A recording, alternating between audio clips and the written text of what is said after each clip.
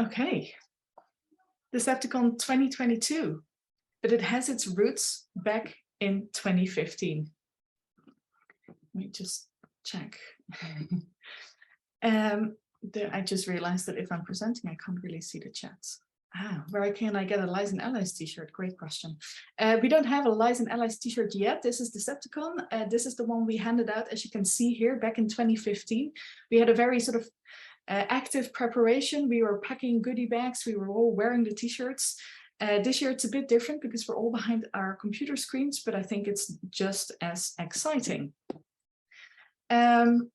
So back in 2015, I presented some work that it took a while. It was 2019 by the time it was published, but it was published in a paper To Freeze or Not to Freeze in +1.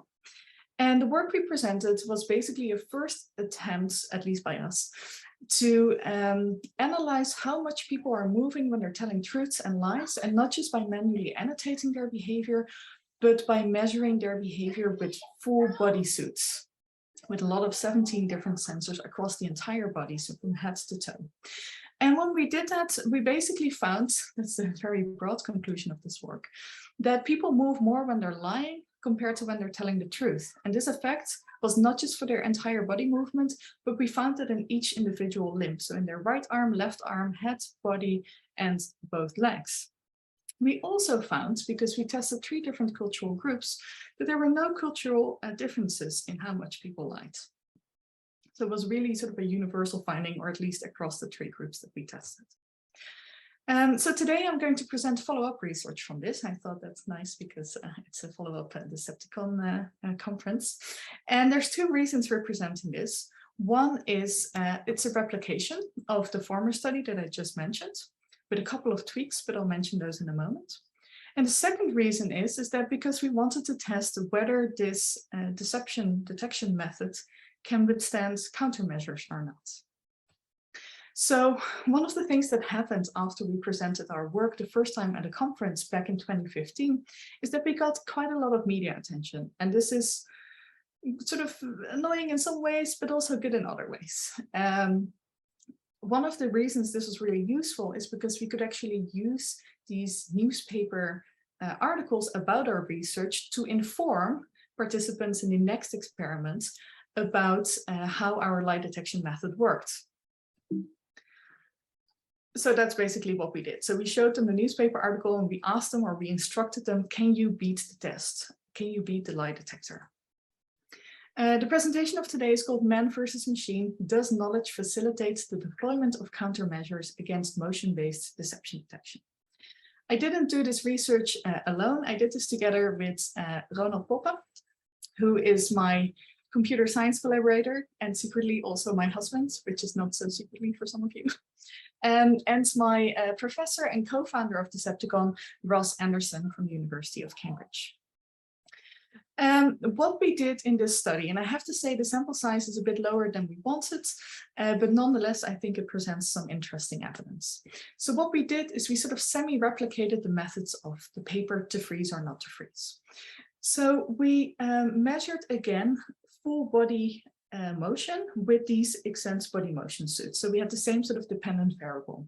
And we calculated this dependent variable based on a method that we, together with Ronald Poppe and Paul Taylor, who was my PhD supervisor, we developed the AMEP method, which is a method that you can use with using basically any type of motion capture equipment if you want to measure human behavior or human movements. So if you want to know how do I transform this type of data into something you can analyze as a psychologist, for example, we actually wrote sort of a manual for this in behavior research methods. So we had 53 participants at the start with an interviewer, and then the participant was the liar or the truth teller. We had to remove 5 people, unfortunately, 4 because of equipment failure and 1 because we basically were an outlier of more than 3 standard deviations. It was, yeah, really a lot. What we did is we used the same tasks as we used in To Freeze, which was a task of which we knew the ground truth. So participants played a game of never ends, and they stole a €5 note. In the truth condition, they actually did those tasks. So they played the game or they stole that money. And in the lie condition, they never played the game. They just received an instruction about it. And they didn't steal the money. They actually brought it to a lost and found box. So sorry, in the truth condition, they brought it to a lost and found box. And in the lie condition, they pretended to bring it to the lost and found box, but actually they stole it. Sorry. What we did differently here compared to freeze is that we used a within subjects design for the methods. So that means that before, participants either told 2 truths or 2 lies. Here they told a truth and a lie, and we also counterbalanced and changed the tasks that they did. So some told the truth about the game and some told the truth about the stolen money, and vice versa. The other dependent variable, the independent variable in this case, is the between subjects design, is whether participants were informed or whether they were not informed. So basically, the people that were informed, we gave them a newspaper article about our research where it explained how we measured deceptive behavior. So it literally says, if you move more, then you might be lying, basically. The non-informed participants, they received a newspaper article about walking in high heels. So it was also about movement, but had nothing to do with lie detection. So half of the participants were informed and half of the participants were not informed. What did we find? So first of all, remember we were trying to replicate the to-freeze paper. And in the to-freeze paper, we found that if people lie, they tend to move more than when they're telling the truth. And this is, although in a slightly smaller extent, also what we found in the non-informed condition. So this is basically the replication condition from the to-freeze paper.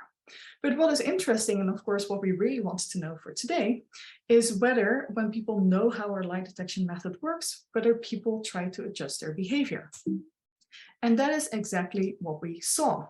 In the informed condition, people moved more when they were telling the truth compared to when they were lying. And what you see here is that they were not just adjusting their lie behavior, so the purple bars, but they also adjusted their truthful behavior. So they thought, when I'm telling the truth, I need to move a bit more than I was planning on doing. And when I'm lying, I need to move much less than I was planning on doing.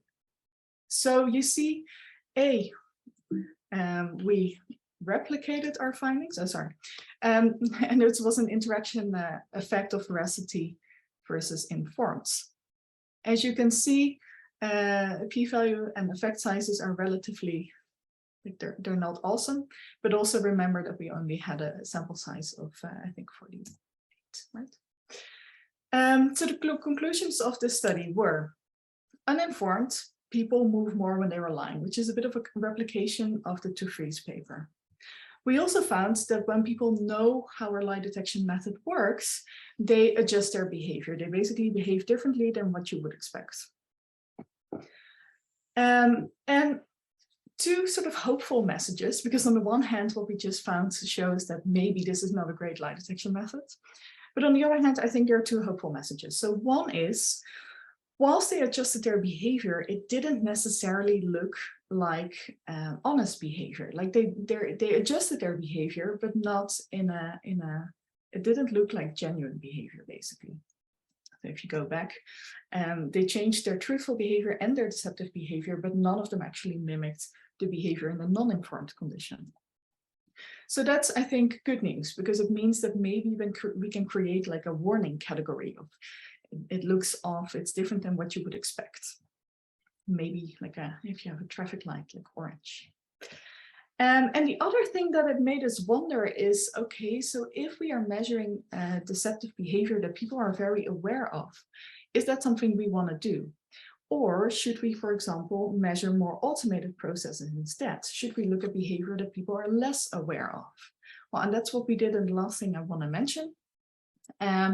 In 2021, so last year, we also published a paper where we didn't just look at the behavior of the liar, but we looked at nonverbal coordination or nonverbal mimicry. So the extent to which 2 people sort of affected each other's behavior, to which they mimicked each other's behavior. In this paper, we did 2 experiments. Both in the end had a sample size of 86 participants. And what's interesting is that we looked at different types of lies. And that's also one of the reasons I want to mention it today, because I don't think there's much in the literature that actually did this. We had a truth, we had a concealment lie, we had a fabrication lie, and a fabrication lie in reverse order. And the reasons we did this is because we know that automated behavior is affected by cognitive loads.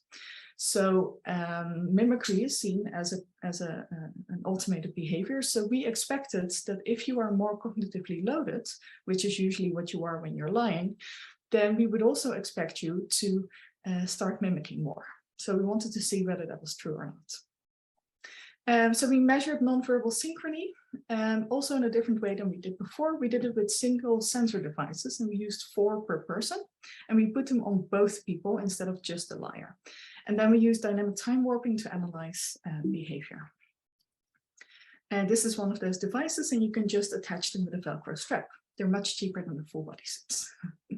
And this is dynamic time warping. It's a bit complicated, but the very simple explanation is that it allows you to sort of match 2 data streams together, but not just directly in time, as you can see in picture A, but you can also stretch or compress in time to sort of match it better. And that's useful for synchrony, because if you mimic the other person, you don't do it right now in time, but it takes you a couple of seconds to actually follow the other person's behavior. And this is a type of analysis that allows for that. So what did we find? We first asked people, how difficult did you find this part of the interview? And what we then found is that actually we expected the truth to be the easiest, but actually it turned out that people didn't find concealment lies much harder than truth telling, actually slightly less. So we swapped those 2 around.